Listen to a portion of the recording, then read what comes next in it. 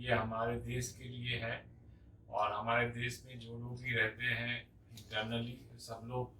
अपने तरीके से अपना जीवन व्यापन करते हैं, अपना सुख दुख अपने परिवार के साथ बिताते हैं। लेकिन हमारे सोल्जर जो हैं वो अपने परिवार को छोड़ के भी हमेशा तत्पर रहते हैं देश की रक्षा करने के लिए। तो इस दिन को मनाने के लिए आप लोगों को बहुत बहुत धन्यवाद, जिसने भी ये ऑर्गेनाइज किया है। ये मेरा बहुत क्लोज मेरा व्यू पॉइंट है कि आर्म फोर्स के लिए कुछ भी अगर किया जाए तो वो कम है, उसका कोई कुछ भी कम, हर चीज़ के लिए वो कम है। तो इसके लिए आज दिन को याद रखने के लिए, आज इस दिन को 10 आर्मी के साथ मनाने के लिए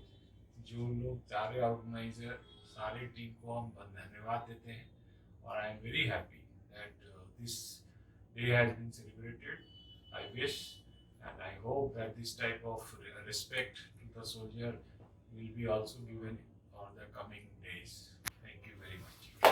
आप लोग को जो फ्लैग मिला है, आप देखे होंगे इसमें 3 रंग है, एक गहरा लाल है, एक डार्क नीला है और एक हल्का नीला है। तो हमारे देश के जो तीनों आर्मी हैं, जो सोल्जर्स हैं, जो आपके नाविक हैं, जो नेवी में हैं और जो एयरमैन है, ये तीनों के लिए हम लोग एक नया क्रिएट किए हैं कि कुछ फंड जो है उसके लिए जागरूकता लाने का प्रयास है कि हम लोग जब उनके ऊपर कोई विपत्ति आती है तो उनके फैमिली के लिए, या कोई आदमी इंजर्ड हो जाता है या वो डिसेबल हो जाता है, तो उसके लिए एक फंड का क्रिएशन गवर्नमेंट की तरफ से भी ये काफ़ी जोर शोर से इस साल ऐसा हुआ है कि सब कोई कुछ आम आदमी है हम लोग, लेकिन उनके लिए जो कि जब सीमा पर हैं वो अपने परिवार से अलग हैं,